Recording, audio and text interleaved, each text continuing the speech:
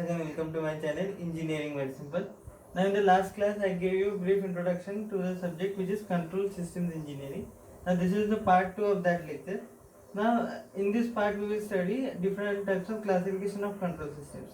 So control systems are broadly classified into two types. First type is open loop system, closed loop system. And let us what are the examples of open loop systems? Traffic light controller system, automatic toaster system, and there are many such examples, but I listed only two over here.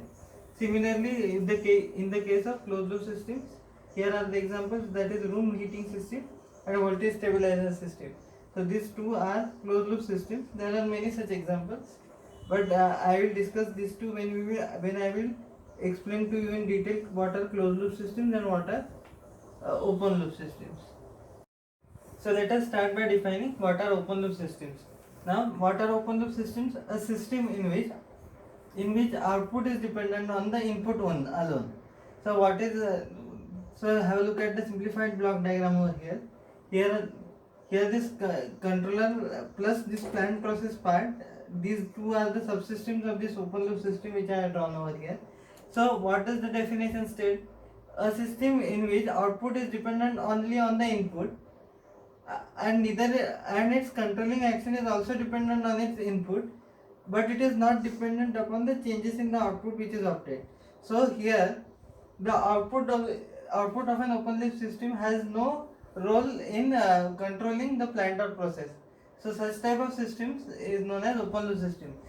So once again I will read the definition. A system in which output is dependent on input, but the controlling action of the control system or input is independent of the output, that is, it is not dependent on the output or changes in the output, because as you can see in the open loop system, the output is not fed back as input or any it fed back as input to control any plant process or to control some of the functions related to the controller. So in this case we can say that the the controlling mechanism of this type of systems is independent of the changes in output or the output alone. So let us understand this block diagram. So this is reference input which is applied to our controller subsystem, which generates the actuating signal which is denoted by U over here, and this actuating signal does the work of controlling our plant or process which we are interested in controlling, and which gives out the controlled output. So as you can see, here the output has no effect, or the controlling parameter has no effect of the output taken into consideration. So such type of systems are called as open loop systems. Now we will discuss few examples of open loop system. So first example is of automatic toaster system. Now everybody has seen a toaster in day-to-day life. So we put slices of bread inside and then heat it for a specified amount of time, and we get the actual toasted output. Now why this is an open loop system? See here when we put the bread slices in the toast, we set some desired time, and which is controlled by using a relay circuit in the toaster, and the toaster is connected to another input which is our power supply. And then what is the thing which we are interested in, which process we are interested in this system? In this system we are interested in that the bread slices should get evenly toasted or heated. So this is our process and plant in this case, that is heating of bread is our process or plant. So when a desired time is set, power input is applied, and then the process of heating of bread starts, and actual controlled output is the final output, which is the actual toast that we get from the system. Now why this is an open loop system? Because see, in this system the quality of toast depends upon the time for which it is heated, and the quality of toast is judged by is based on a subjective perception, because the user who wants the toast will judge its quality. Some like the bread to be more toasted, some like the breads to be less toasted. So the actual output is not dependent on the input, or the actual output is not feedback again to input and to generate a more relevant output by comparing. So in this case this is an open loop system, because it is dependent only on the controlling action is dependent only upon the input which is desired time, and its controlling mechanism is also dependent only upon the input which is applied, which are the desired time and the power input. So this is an open loop system. So the second example of open loop system is our automatic traffic light control. Now how does this function? Now here relays are used to control the sequence of the light. So which light will appear first, that is after red there will be yellow light will lit up, and after yellow green light will lit up, and then again the sequence will be repeated. So the time duration for which the light will remain red, the time duration for which it will remain yellow, that is also fed in this relay and it is controlled. And from this we get an actuating signal which then controls the lights, because this particular controller has pre-calibrated some time duration for which a particular light will glow and its sequence also. So this is our processor plant, because of this relay these lights are controlled. So this is our automatic and when light glows the traffic is controlled based on the following. Now why this is an open loop system? Because the actual traffic which is not the actual output of the system is the traffic should get controlled based on the light pattern. So as you can see, this output doesn't have any effect or change in the input of the system. So that is what is our open loop system definition states, that the actual output or the actual result of the operation does not have any change in the input of the system or reference input. So a simple example of open loop system is a traffic light controller. There are many more examples, but we will discuss only these two, that is automatic toaster and traffic light controller system. So now we will study briefly what are the advantages and disadvantages of open loop system. So let us start by learning first the advantages. So advantages of open loop systems. First advantage is they are simple in construction. That is, the nature of the open loop system is very simpler. As I shown two open loop systems earlier with the help of block diagram, they were simple in construction. They are not much more complicated. And open loop systems are convenient when the output or the control output is difficult to measure. And as the system is simple in construction, it is easy to maintain those systems also. So that is yet another advantage of using an open loop system. Then, as we discussed earlier, it is simple to design and simple in construction. That's why it is economical to build an open loop system and maintain it also. So hence economical. So that's what the fourth point states over here. That is, open loop systems are simple to design and hence they are economical. Now let us study the disadvantages of open loop systems. Now, sometimes they will produce unreliable and inaccurate outputs, because the output or the control output is dependent on the pre-calibration of the controller. So as you can see in the case of open loop system, our controller is not a dynamic system. So it is a pre-calibrated one, that is a pre-programmed one, and depending on that only output is generated. So because of some external disturbance or environmental variation, some input changes, then the controller will not give in an adaptive fashion and may give inaccurate result, because the controller is pre-calibrated based on certain reference input conditions, and if the condition gets disturbed because of disturbance signals, then it will give slightly inaccurate output or unreliable or inaccurate output, because pre-calibration we can't change. Then next, so second disadvantage is they are more vulnerable to disturbance signals or environmental variations. So they are more prone or vulnerable to such type of environmental disturbances and in both internal and external disturbances, as there is no error correction mechanism in open loop system, because they don't have any feedback path.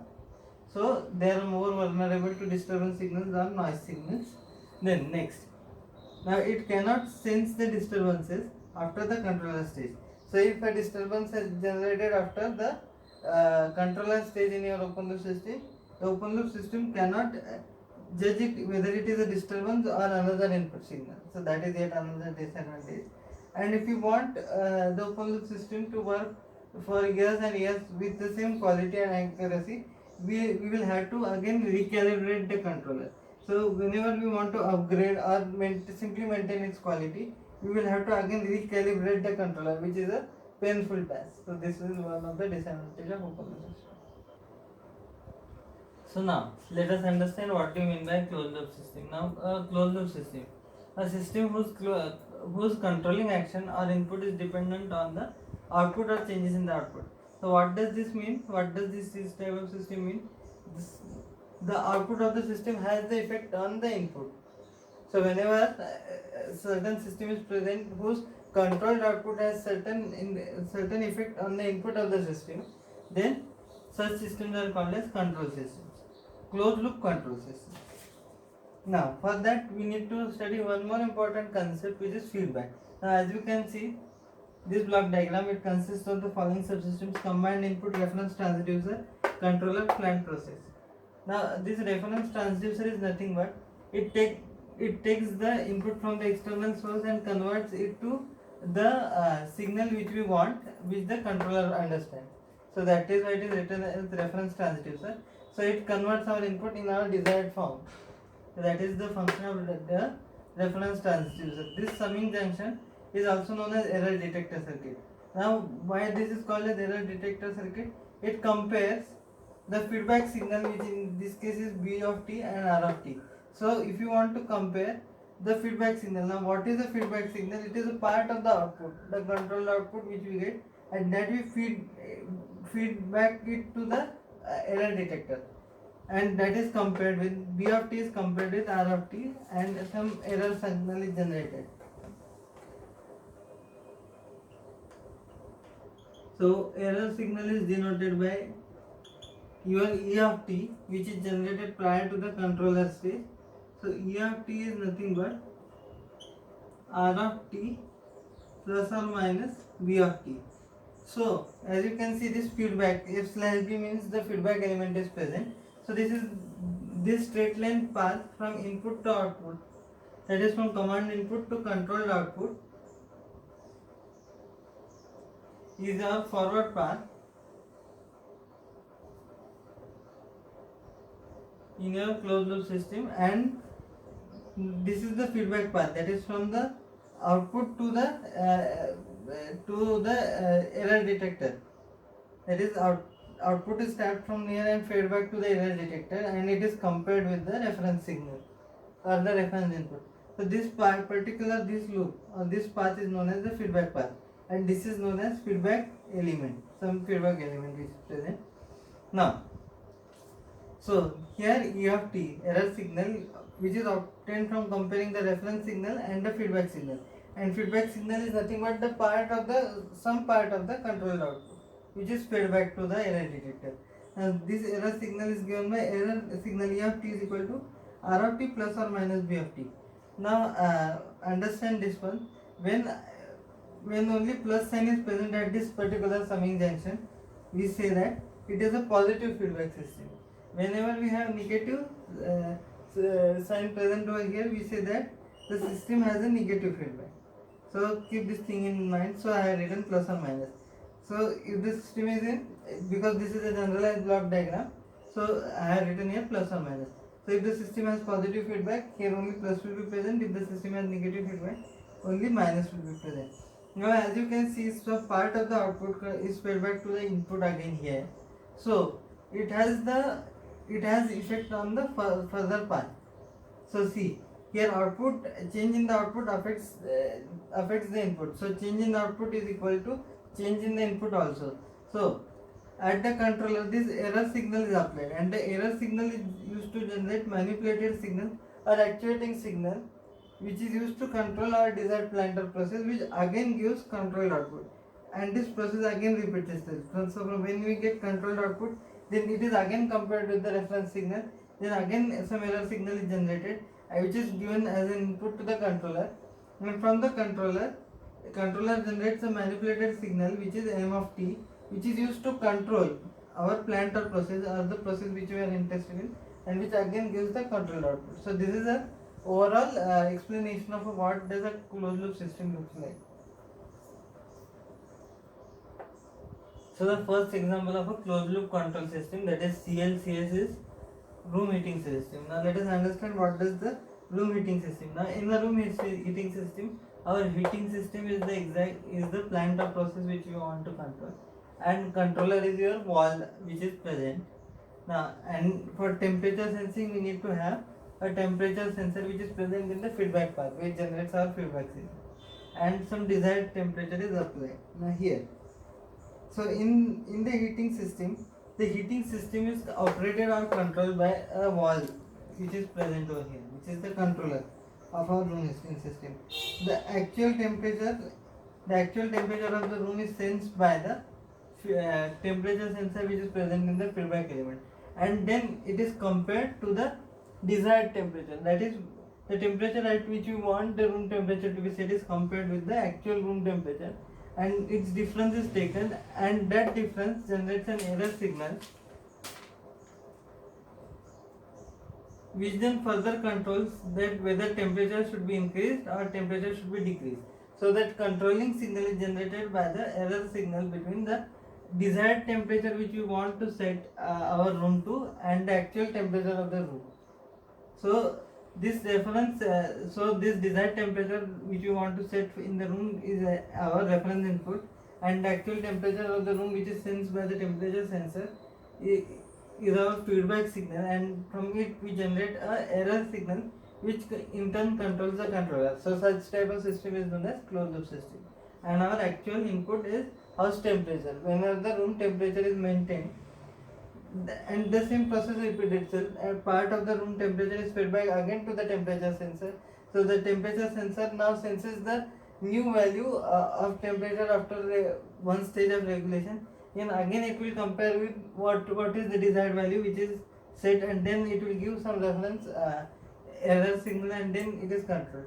So this type of system, so the working of room heating system and air conditioning system, which is also closed loop system, is exactly similar, because in AC also our room has certain temperature, but we set certain desired temperature using the remote of our AC, and then the process continues in the similar fashion. So this is an example of a closed loop system. Now second example is that of voltage stabilizer circuit.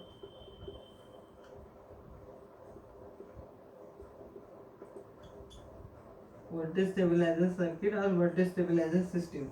Now what is the main function of this system, that is voltage stabilizer system?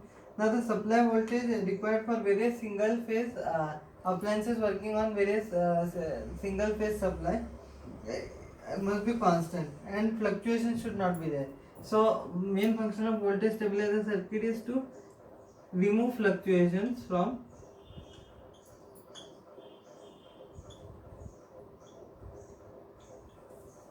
supply voltage.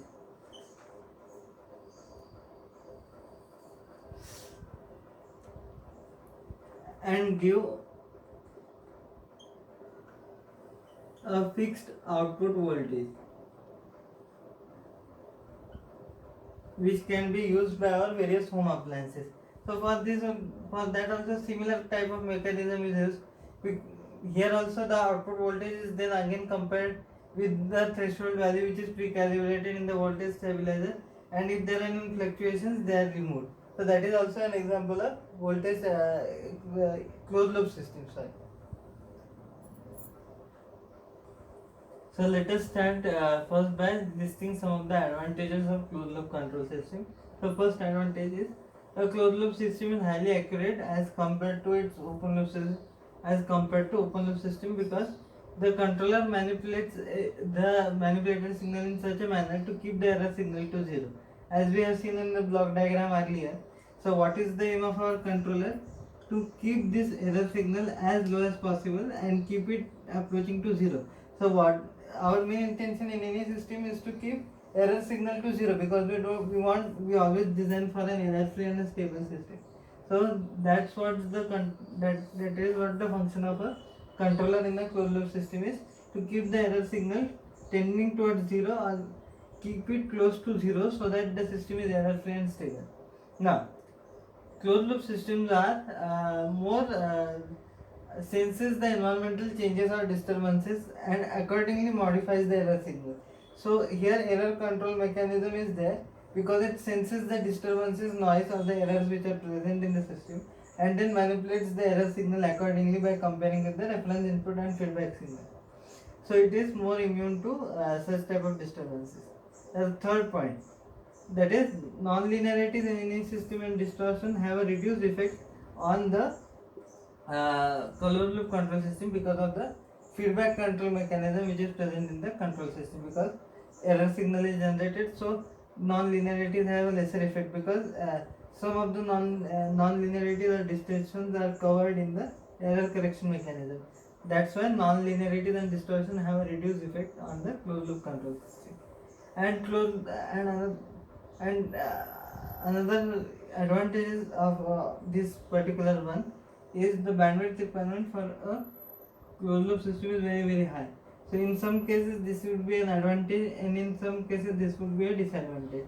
But for time being, I have listed it in the advantages that the bandwidth requirement for a closed loop system is very high as compared to open loop system. Now let us move on to disadvantages of closed loop control system. As you can see from the structure I had explained in the block diagram. Then the third point is sometimes due to error correction mechanism, because continuously it is checking for error and comparing with the reference input, the system may become unstable and give unreliable output. In some cases this may happen. And while designing any closed loop system, you have to pay close attention to the stability considerations of the system. Now these stability considerations for closed loop system we will discuss later. At that time you will understand why it is important to design the system by considering the stability considerations at the design stage itself. So because of that we need to focus on the stability considerations while designing the closed loop system. That's all for the day. So if you like this video, please do like, share and subscribe my channel, and don't forget to hit the bell icon to get the notification of all my latest uploads.